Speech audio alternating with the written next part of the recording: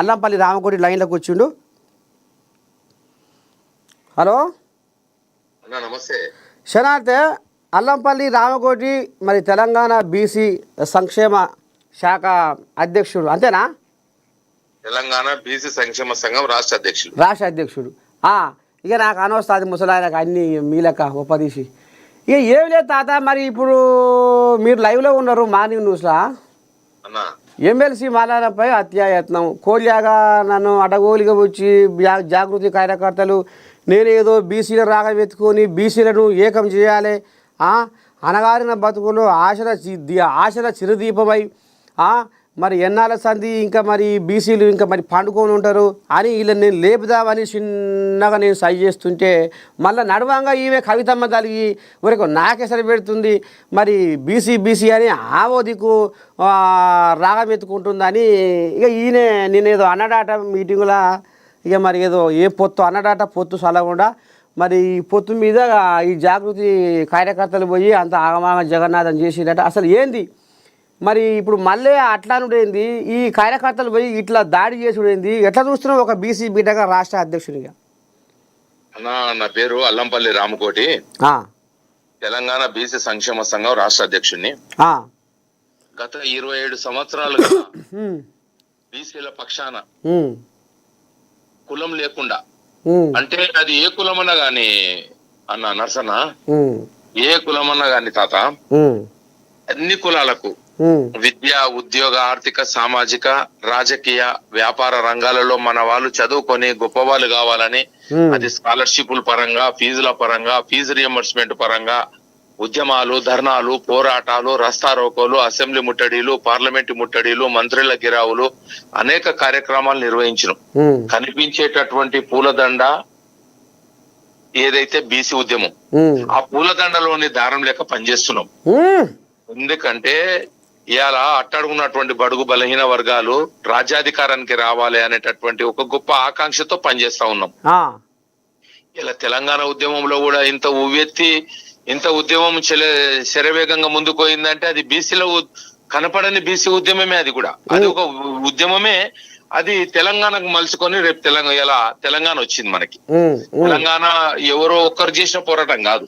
తెలంగాణ కోసం త్యాగం చేసి కిరోసిన్ పెట్రోల్ పోసుకొని ఆత్మహత్యలు చేసుకొని పిల్లలు చదువుకొని ఏదో డాక్టర్లు, ఐఏఎస్ ఆఫీసర్లు అవుతారని చెప్పేసి పల్లెల్లో ఉండి లేక కూలీ చేసుకునేటటువంటి అమ్మలక్కలు, వాళ్ళు ఒళ్ళు పెంచుకొని అల్లారు ముద్దుగా పెంచుకున్నటువంటి కొడుకులను, బిడ్డల్ని ఆత్మ బలిదానాలు చేస్తేనే తెలంగాణ వచ్చింది. అది ఇప్పుడు ఒకటే రామకోటనా చెప్పాను. ఇప్పుడు ఆనాడు సరే సబ్బండ వర్గాలు ఏకమైనవి, అందరం తెలంగాణ కావాలి, మన నీళ్లు, మన నిధులు, మన నియామకాలు మనకు కావాలని ఇక అందరు కొట్లాడిరు, నాయకులు కొట్లాడిరు అనే ముచ్చట సరే, ఇది అందరూ కూడా నచ్చే ముచ్చటే. కానీ ఇవాళ బీసీల కోసం నేను కొట్లాడుతున్నా, బీసీల కోసము, బీసీల హక్కుల కోసము నేను ముందరున్నా, నేనే పోరాటం చేస్తున్నా.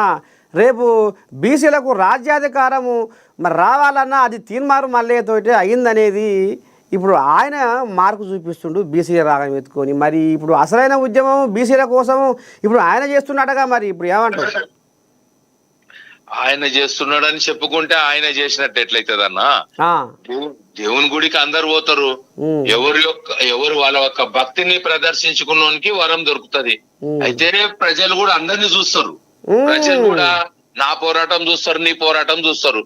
ఎవరైతే సమాజం గురించి పూర్తిగా చెమటోడిసి, ఎవరైతే ఈ సమాజానికి పూర్తిగా వాళ్ళ యొక్క ఇదిని ఊడబోసిర్రో వాళ్ళను కూడా ప్రజలు గమనించవలసినటువంటి అవసరం ఉంది. గమనిస్తారు కూడానా.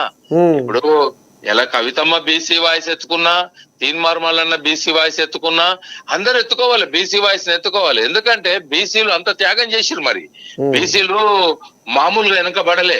ఆకలికి, అమాయకత్వం, అజ్ఞానం, పేదరికం, దోపిడి, పీడన, వివక్షత కింద నలిగిపోయింది ఏకైక కులం బీసీ కులం. అట్లాంటి కులము, అణచబడి ఉన్నటువంటి కులాన్ని అందరు ఎత్తుకోవాల్సినటువంటి అవసరం ఉంది. ఎందుకంటే అన్ని పార్టీలను అధికారంలోకి తీసుకొచ్చింది బీసీలే కదా. అయితే బీసీ వాయిస్ ఎత్తుకుంటేనే రేపు ఏదైనా పార్టీకి మనుగడ అనేటటువంటి ఆలోచనతోటి బీసీ వాయిస్ ఎత్తుకుంటారు నర్సన్న తాత. ఇప్పుడు ఒకటి బిలగా రావకొచ్చి ఇప్పుడు ఆనాడు సంది ఇప్పుడు 40-50 ఏళ్ళ సంది బీసీల కోసం పోరాడుతున్న ఆర్ కృష్ణయ్య నమ్మాలనా? నిన్ను అలా బీసీలు అని బీసీ రాగబెత్తుకున్న మళ్ళీ నమ్మాలనా? మరి నిన్నయాల కవితమ్మ నేను బీసీల కోసం పోరాటం చేస్తున్నా, ఇవాళ నేను పోరాటం చేతనే కాంగ్రెస్ వాళ్ళు ఇవాళ ఎక్కడైనా దిక్కులేక వాళ్ళు ఆర్డినెన్స్ తీసుకొచ్చి 42% రిజర్వేషన్లు ఇస్తేందుకు తయారయ్యారు. ఇవాళ నా పోరాటమే అనేది ఇప్పుడు ఆమె చెప్పుకో తిరుగుతుంది. అసలు ఎవరిని నమ్మాలి జనాలు? బీసీ బిడ్డలు ఎవరిని నమ్మాలి? తాడుకు పెట్టలేదు, తగులుకు పెట్టలేదు, గుంజకెందుకమ్మ గుంజులాట అన్నట్టుగానే ఉంది కథ. ఏం చెప్తావు దీని మీద? ఇప్పుడు నేనేమంటున్నా అంటే, ఇప్పుడు ఆర్ కృష్ణ నమ్మాలనా, తిన్మర్ మల్లన్న నమ్మాలనా, కవితమ్మ నమ్మాలనా అనేటటువంటి ఆలోచన మీకు ఉంది. మీకంటే మీ ఆలోచన కాదు, ప్రజల ఆలోచన. ప్రజల ఆలోచనను మీరు మీరు మీరు వ్యక్తపరుస్తున్నారు. మరి అంతే కదా. ఇప్పుడు మా ఆర్ కృష్ణ దాదాపు 50 సంవత్సరాలుగా పోరాటం చేసిండు విద్యారంగంలో. పేద ప్రజలకు, పేద విద్యార్థికి ఎవరైనా రాని వాళ్ళకు ఒక లెటర్ రాసి ఇచ్చేసి స్కాలర్షిప్లు గాని, ఫీజులు గాని ఇవన్నీ పోరాటం చేస్తుంది కృష్ణన్న. రాష్ట్ర వ్యాప్తంగా ఏ గల్లీలో పోయి ఎవరిని దుప్పటి తీసినా గానీ కృష్ణన్న అంటే బీసీల కోసం పోరాటం చేసిన అన్నారు. మరి కృష్ణన్నకు అనేటటువంటిది ఒక పార్టీ అనేది అంచు లేరా?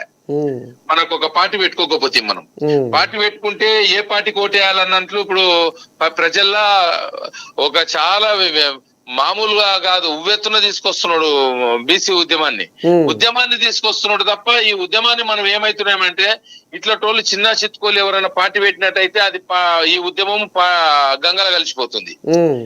ఎట్లా అంటే ఇప్పుడు ఎవరో వాళ్ళు చేపలన్నీ ఏమో చెరువులో తిరుగుతుండే, ఎవడు వలేస్తే వాని దాంట్లో వాడే చేపలన్నీ, ఓలేసిన దాంట్లో చేపలు పడే.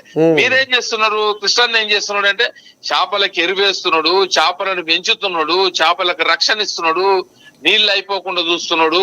అక్కడ గంగ దగ్గర పోరాటం చేసి ఆ గంగను ఈ చేపలకు ఏ చేప కూడా హాని కలగకుండా చూసుకుంటుండు కృష్ణన్న. కానీ ఈ తీన్మార్ మల్లన్న అనేటటువంటి ఆయన, కవితమ్మ అనేటటువంటి ఆయన వలలేస్తున్నారు. వీళ్ళకి వలేస్తున్నారు, ఇద్దరు వలేస్తే ఏమైతుందంటే ఆ వలలు ఏమైతుందంటే ఇంట్లో ఏమన్నా రక్షణ జరుగుతుందేమో, మమ్మల్ని తీసి ఇంకా మంచి నీళ్ళకి ఇట్లా వేస్తారేమో, ఉప్పు నీళ్ళలో ఉన్నాం మనము, మంచి నీళ్ళలో వేస్తారేమో అని ఆశపడి ఆ వలల పడుతున్నారు. ఆ వలల పడితే పెద్ద కులాల, అగ్ర కులాల వలల పడే గిల్ల కొట్టుకొని 75 ఏళ్ళు అయిపోయా మేము భారతదేశానికి స్వాతంత్రం వచ్చి బీసీలకు రాజ్యాధికారం రాకపోయా, మళ్ళా ఈ మన వలలు అయితే పడతారు అనేటటువంటి ఆలోచనతోటి తీన్మార్ మల్లన్న కూడా అనుకుంటున్నాడు. ఏమని? అగ్రకులాల వాళ్ళ పడతలేరు, పడరుగా తెలివి వచ్చింది బీసీలకు, చైతన్యమైనరు, బీసీల వాళ్ళ పడతారేమో అనే ఆలోచన తీన్మార్ మల్లన్నకు వచ్చింది. బీసీల వాళ్ళంటే ఈయన ఒక బీసీ కాబట్టి బీసీ 300 కాపు, మళ్ళీ నా వాళ్ళన్న పడగరా, వీళ్ళకి చైతన్యం వచ్చింది, నేను బీసీని, నేను ముందుకు వస్తున్నా, వీళ్ళ కోసం కొట్లాడుతున్నా. అదే తీన్మార్ మల్లన్న గారికి నేను సంపూర్ణమైనటువంటి ఒక ప్రశ్న. అయితే నేను ఏం చెప్తా ఉన్నానంటే బీసీల కోసం ఒక్క నెంబర్కే మేము చాలా మందికి అడగలేను, మేము ఇప్పించిన అన్ని మందిని అడగను తాత. ఎందుకంటే మా పోరాటం సుదీర్ఘమైనటువంటి పోరాటం, మా పోరాటం పల్లెలకు వెళ్ళిన పోరాటం, 100 మందికి 1000 మందికి ఎన్నో రకాలుగా అది ప్రజలు చెప్పుకోవాలి, మేము చెప్పుకోనది మా గురించి ఇంకోరు మాట్లాడాలి. మేము తీన్మార్ మల్లన్న గురించి మాట్లాడతా ఒక్క నిమిషం.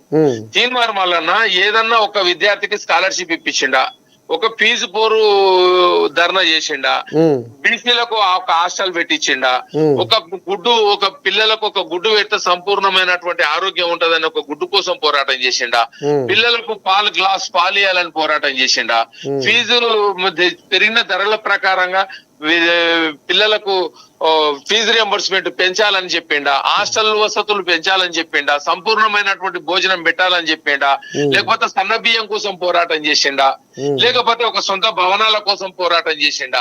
తీన్మార్ మల్లన్న బీసీల గురించి దేనికోసం పోరాటం చేసిండని బీసీలు తీన్మార్ మల్లన్న వాళ్ళలో పడతారు చెప్పు? ఎప్పుడైనా తల్లి పాలు అనేటటువంటిది ఎవరైతే తాగుతారో ఆ తల్లిని గుర్తించుకుంటారు ఖచ్చితంగా. పూత పాలు పోసి పెంచిన తర్వాత కన్న తల్లి ఎవరో గుర్తుపట్టుకోలేనటువంటి దురిస్థితుల్లో బీసీలు లేరన్నా. మరి ఇప్పుడు ఈయన తీన్మార్ మల్లయ్య మరి కొన్ని కోళ్ళ దగ్గర బీసీ కోళ్ళ దగ్గర ఎంటేసుకొని ఊరు బచ్చన్నపేట అని మరి మీటింగ్ల మీద మీటింగులు పెడుతుంటూ బీసీలు మొత్తం నా చుట్టే ఉన్నారు. రాబోయే రోజుల్లో బీసీనే ముఖ్యమంత్రి అనేది కూడా మరి ఈ కోళ్ళ దగ్గర ముంగటేసుకుంటూ నోరు తెరిస్తే ఆ మాటే అంటుంది. మరి ఇప్పుడు బీసీ బిడ్డలు మళ్ళీ నమ్మరంటవా? ఇప్పుడు బీసీల గురించి పోరాటం చేయడం అనేటటువంటిది ఆయన ఆయనకున్నటువంటి ఆయన ఉనికిని ఆయన చాటుకుంటుండు. బీసీలు చైతన్యం కావాలి, చైతన్యమైనటువంటి బీసీలకు నేను నేను పెద్దగా ఉండి నేను ముందులో ఉండి నేను పోరాటం చేస్తా అని చెప్పేసి చైతన్యమైనటువంటి బీసీలను ముద్దాడబోతున్నాడు. ఎందుకంటే తనకు పుట్టినటువంటి బిడ్డను ముద్దాడుతున్నాడు అని అంటేనేమో అవునరా వాస్తవం అనుకోవచ్చు. కానీ